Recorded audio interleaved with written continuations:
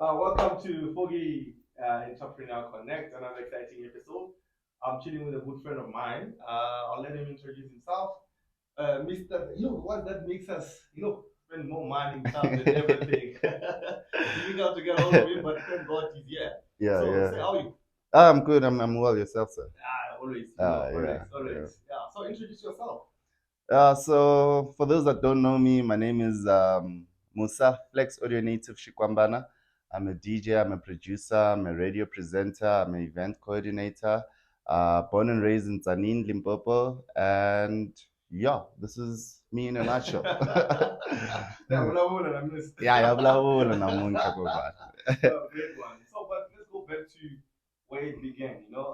Why did you choose this route? Why did you choose entrepreneurship? Why not stick to your normal line of work where people expect you to go 9 to 5? Mm-mm. Well, I feel like with me it was different. I don't think I chose to do music. Um, might sound cocky when I say music chose me, and then everyone would expect me that I'm the greatest in the world when I say that. However, I was just that one kid who, from a young age, going to school in primary school, you'd find me in the front seat of a taxi Yeah. playing music, the latest music. Even my dad had like a cassette in his Toyota Yeah. Corolla, and I used to tape a record. Yeah, it was called tape back then. Yeah. Yeah, record the mixes on the tape overnight. The mixes you'd play around 1 a.m. and 2 a.m. midnight, and because I listen to deep house. Yeah, so Vinny Da Vinci, your Christos, your Ganyani would come on the radio at midnight, and then I'd record that. In the morning, I'd play it to my dad on my way to work or at school, and you'd love it. So that's when I knew that, okay, I think I should start collecting more. And eventually, when I started going clubbing when I was old enough, yeah, back then I thought I was a good dancer, still ignoring the fact that it's just a musical ear. I can't really dance. And what happened is after matric, I think, yeah, I started drinking out more, going to clubs in Yeovil. So I had moved from Limpopo now starting in Joburg. And then I met a DJ there who I used to give music still. I'm like, my guy, play number 10. You'll see all the people dancing. That's one latest song by DJ Kent. I think you should play it. And he then came to me, he's like, no, my guy, you keep on giving me music. Why don't you DJ? Yeah. And if I tell you the story that he lost his job a few weeks after, because I learned how to DJ and I was the one who had the new music. So I took it and ran with it and just learned how to make money of it there going forward. Yeah. So that's the part that actually I wanted to ask you about. A lot of people don't take music as a business. So Mm-mm. how do you now match the business side of yourself and your entertainment side? Because I mean, a lot of people might say, okay, I have music, I just want to do music. What are the ins and outs of a music industry as well? Look, I mean, at first, I think we all start off with doing it for the passion, Yeah. doing it for the love of it. However, the demand goes up, and then you see that, oh, people really love what I'm doing. How am I benefiting from the hours I'm spending in this particular environment? Yes, we're not doing it for the money, but the moment you spend hours in something, it needs to bring back the coins in return. Time is money. So it needs to work in exchange. And I think when I first started venturing into business is I realized to make music you need to have money. Yeah. So that was the first thing is okay, I'm gonna stop doing things for free because I need money to put out the music that these people are appreciating me for. And you start coming up. I went to the drawing board myself to say, where do I start? The biggest problem I had was I was a deep house DJ in club environment where they did not appreciate deep house. So I had to now do what? Start up my own events. So I had to get venues and invite my friends and my cousins, charge them 30 bucks at the door. I remember my first event, I think the entrance fee was 30 Rand. We had about 60 people there and I had 90 Rand. So you do the math. I don't know what happened there, but all I'm trying to say is we all have to start somewhere. And I chose events as a way of starting up entrepreneurship. And with events, you learn and you meet people who then say to you, "What are you offering those people when they come here?" So now you start branching off into, okay, merchandising. I need to sell my merch when these people come here. So now you start developing yourself as a brand and start thinking like a business. Yeah. How do I sell myself? How do I associate myself with other brands that pay me? So I think that's how I kind of ventured or kind of merged my music and my business is through my events, through my merchandising, and obviously the music sales. How was your family support? Because I know in Limpopo, it's common that when you want to do music, it's not an easy one to convince parents Yeah, or no, your family to say, yeah. I want to go into music. How did you maneuver that? Look, I think it's worse for an individual like myself who's from a village, Yeah. meaning there's no one else who's made it from performing arts or creative industry. So my parents have never seen anyone that's make it. The only people that they see have made it have a connotation of bad influence to them. Yeah. Like you're gonna smoke drugs, you're gonna drink alcohol. So they weren't very supportive. I myself studied computer architecture. I did IT in university, dropped out twice. Not very proud of. However, um, I think my parents started supporting my mother, to be specific, started supporting me when she started seeing the money coming in. There's not much money anyway, but when she started seeing that, okay, when I go out to the club, I don't just come back drunk in the morning. Here's a 200 rand, mom, for you to go to work. Here's a 200 rand for my little sister, and I've got 200 rand for myself, so I'm good. Yeah, so I think that's when they started being supportive, and also as soon as you put discipline and focus into what you do, everyone is bound to jump onto your boat. Yeah, it doesn't matter what you do. Just a side note, even if you're in the porn industry, if you are focused and you are making a living out of what you do, everyone is bound to then support you. But in the beginning, no one has a support with those reasons on my end that it's they hadn't seen anyone that's make it. My dad always told me you'll never be Casper in your vest, and my mom just saw me going to the club, and I started DJing in Yeovil, Hillbrow. So you can only imagine that environment there for a young kid going out and only being back in the morning.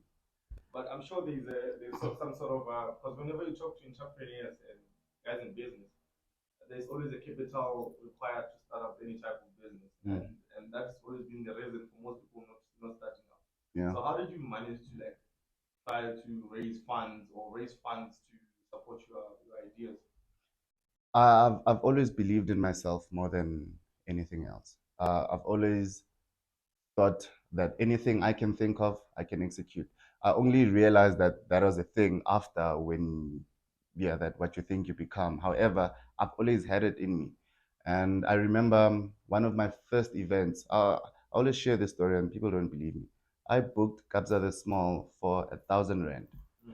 Number one is I believed in myself, and I also always had the eye for talent. I could see that he was up next. So I tried to capitalize. Every entrepreneur looks at the gap in the industry and tries to capitalize in.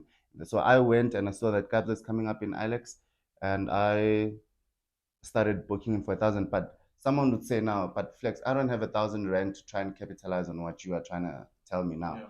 I then called my cousins. I'm like, cuz, I have Kabza the Small. He charges 1,000 rand. I have Gaba Canal. They charge 1,500 rand.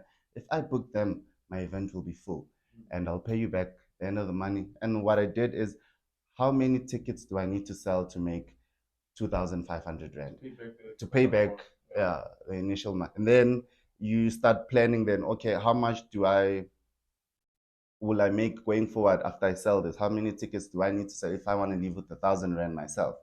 And so the ideas now start coming there. You see that this is not enough. I need merchandise. I need to sell food. You start collaborating with people. Are you able to come do cocktails? I'll charge you for a stall if you come and do cocktails at my event. You pay me 200 rand, and that goes contribution. However, it doesn't always work out. That event was a flop with Kabza being there, and we didn't make much money. I remember I was in debt with my kindness, and all the partners I was working with at that time said, who said you must book Kabza? We could have done it ourselves. Yeah, so all I'm trying to say is, you need, number one, you need to believe in yourself. Number one, you need to take risks. No one has money. Yeah, someone who has money probably doesn't have the ideas that you have. So if you go out and execute them, the person that has the funds will then eventually come up and assist you. But in my aspect, how I try to balance ways is I I look for a job. Yeah, that's how I raised my capital. And as soon as I started working and having a 9 to 5, I knew why I was working here, and all my money went now investing on music equipment, studio equipment. So, music industry is an industry that's is full of challenges. What are the challenges that you usually face? Well, Tough one. yeah, music itself is learning. Getting into the space is a challenge. It's a closed circuit industry, so if you don't know people, you're not gonna go in. And even once you're in, we still have what we call gatekeepers. Yeah. Yeah, so these gatekeepers don't the only book they recycle lineup. What I'm saying, yeah, is the same people will be booked over and over again. You look at all these festivals you see on the billboards. It's the same content. So that's kind of the challenge is breaking through, yeah, into the industry, and especially for us, but we're deep house, we're underground. I only realized later that I was doing like a dumb thing. It's not dumb. I'm not saying all underground DJs are. It depends what you want. However, you cannot be underground and want to make money. Yeah. So when you start looking at your music as a business, you need to break through into the commercial stream. So you need to be a public act. So meaning your brand must be intact. Your your visual image, your music, what you say, where you appear, how you appear, says a lot. And I think that has been a challenge for me over the years is trying to break through to the market that I feel like is my audience, because the music that I've been making is, yeah, the people from Limpopo, yes, they appreciate it, and because I'm their homeboy. But if we were to listen without the name tagged onto that music, I don't think they would buy into it. So that's the current challenge, is breaking into the market and trying to tap into your audience. That's the biggest challenge ever. We all can start, we all have support. However, move out of your hometown, go and explore a new market, and that's where the challenge is: getting work, getting gigs, putting your music out there. Putting out music is expensive. I myself have music coming up, and it's costing me a lot to put out the music. And when you look at what's happening nowadays, unlike before, where a CD sale can go platinum and you can make money, the streams don't have much revenue attached to them like a CD sale. So now everyone is streaming, everyone is pirating the music. So it becomes a challenge for someone like me who borrowed money to make that music, to master that song, to, to, to do that artwork. And for me to get into the commercial space, now I need to have a music video, I need press releases. So all those things, they become a challenge, but you can only grow through them. Yeah, if you've never, you cannot be in the industry and say, I want to blow up today. You have to grow through them. These challenges have to knock you out, and then you dust yourself up again. So there's a young kid back at home or somewhere in South Africa or the rest of Africa. Probably want to become the next big DJ or whatever artistry they have. What what is what one advice that you would give that kid if you have to pick from all the advices you had, all the challenges you had, one advice that you have to pick from all this, what advice would that be? Look, my advice is simple. I won't have entrepreneurial advice for that kid. I'll just say, if they know what they want and they have the passion for it, they must just put God first. Everything will fall into place. Everything will fall into place. As soon as you let God lead, and you then accept Him that He put you in that position, the challenges are gonna be tough, but you have someone holding your back all along. Because now, if I tell you no, you need to go to school, or you need to go attend a music course, or no, don't.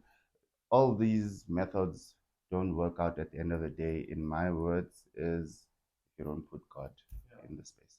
Put God first. put God first in whatever you do, wherever you are. I myself, I'm from a village in Tanin, Limpopo. I never knew. However, the stigma and the connotation was there that for one to make it in this industry, they had to relocate to the suburbs. Yeah. Yeah, I was fortunate enough to come to the city and meet people.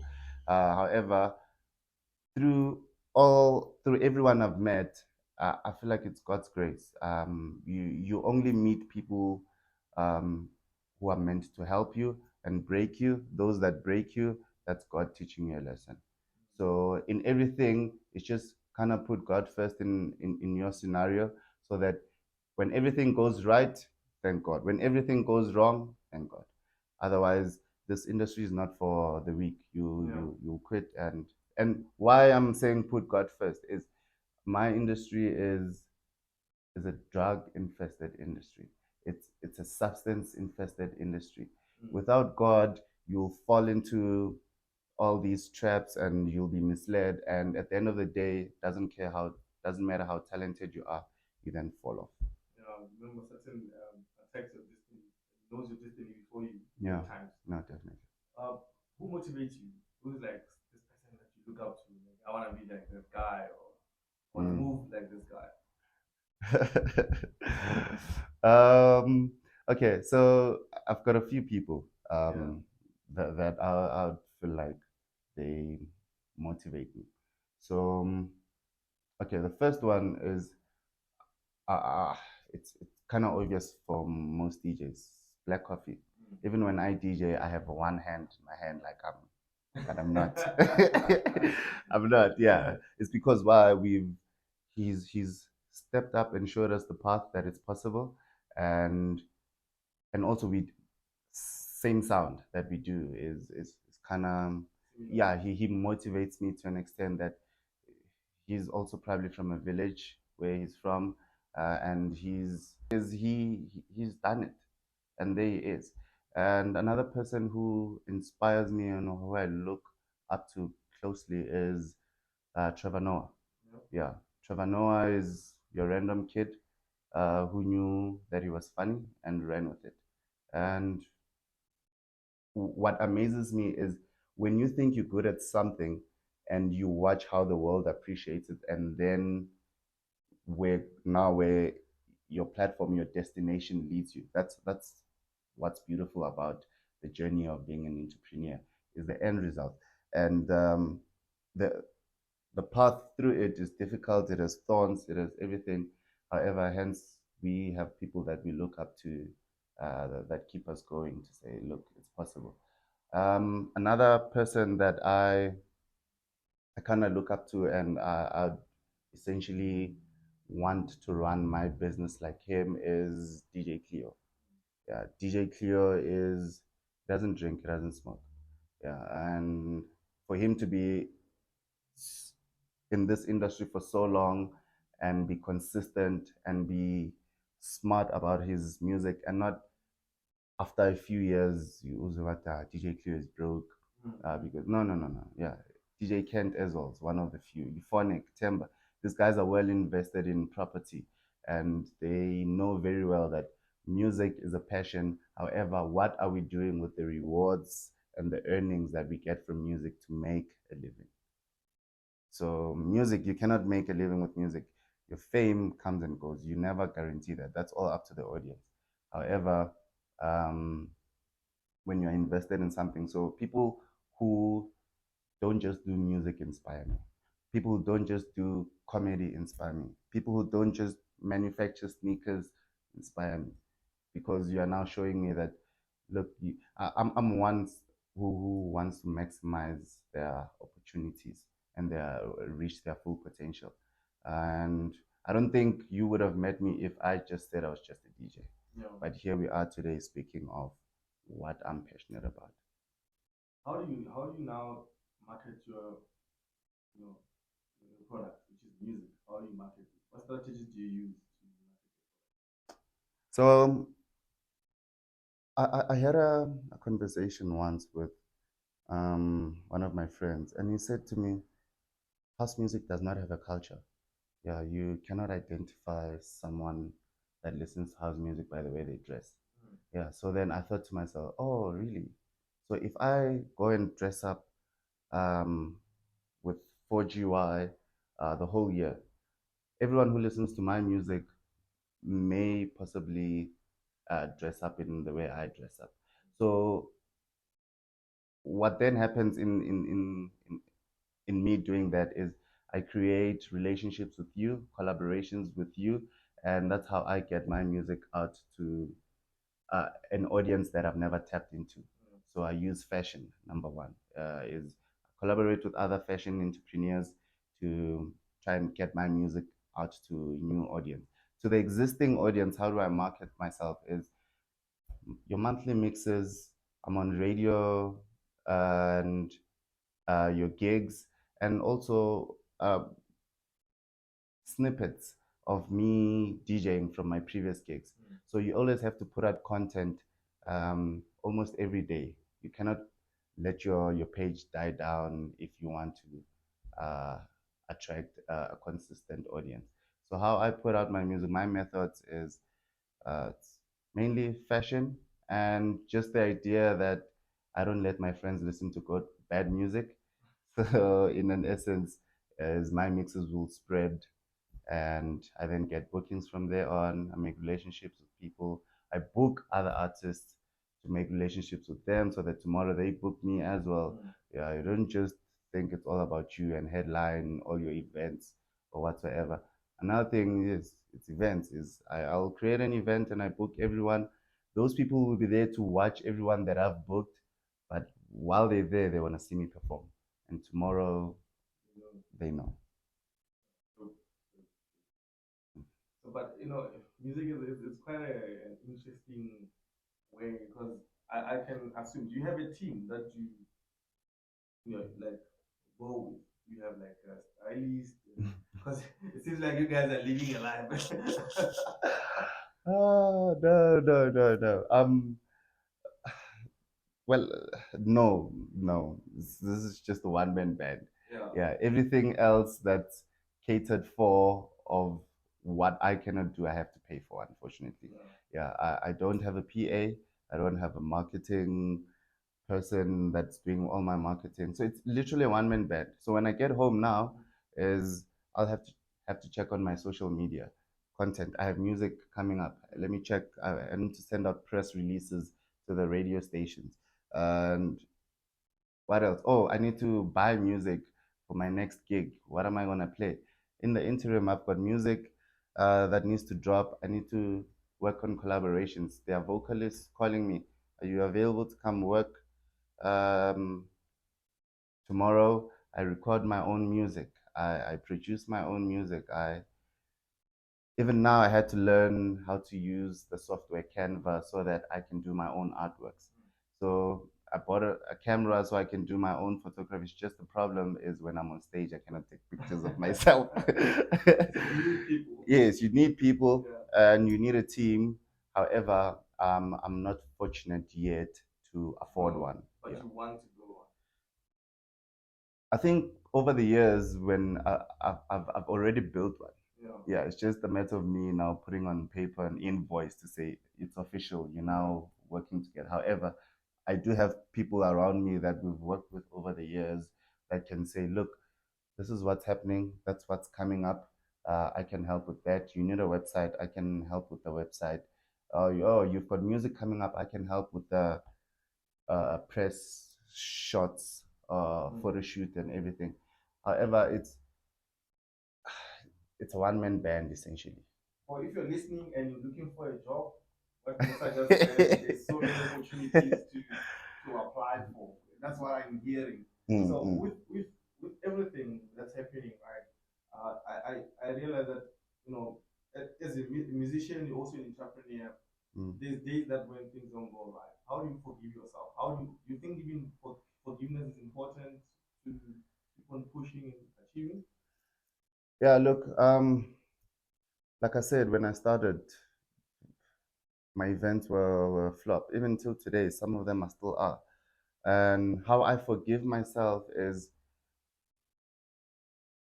what was the purpose of me doing that? Did I execute the purpose? So if you're doing it for money and you didn't make money, yes, yeah, you never forgive yourself, because I don't think it's not that easy. However, because I'm someone who, it's either I'm doing it for the love of music or for the love of seeing growth in good people. So I'll put someone on and do an event solely for upcoming artists to go and perform there. Yeah. But people won't pay $100 or 30 Rand or whatever fee you put on to go and see an unknown artist.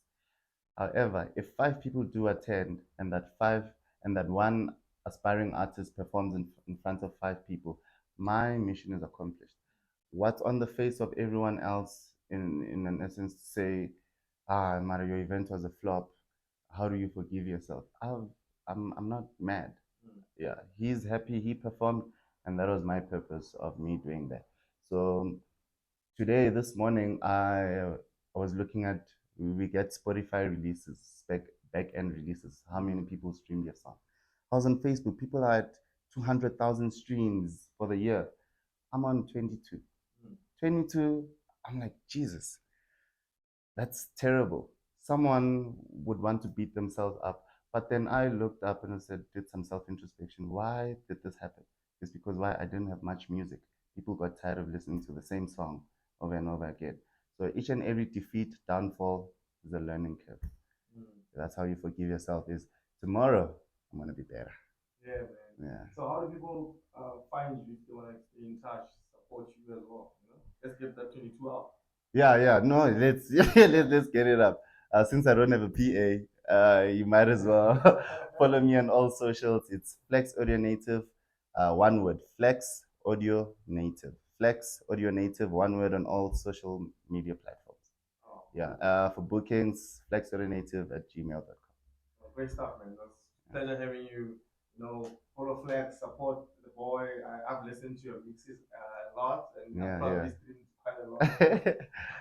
Support the brand, follow DY as well. Yeah. And yeah, let's keep on sharing the content, man. Let's keep on educating each other. There's so many stories, African stories. Let's inspire the kids that are trying to do it better than us. Let's not be stingy with information. The more we grow other people, the more the blessings come to you. Amen. Thanks, bro. Thanks for having me, my brother. Cool. Appreciate it.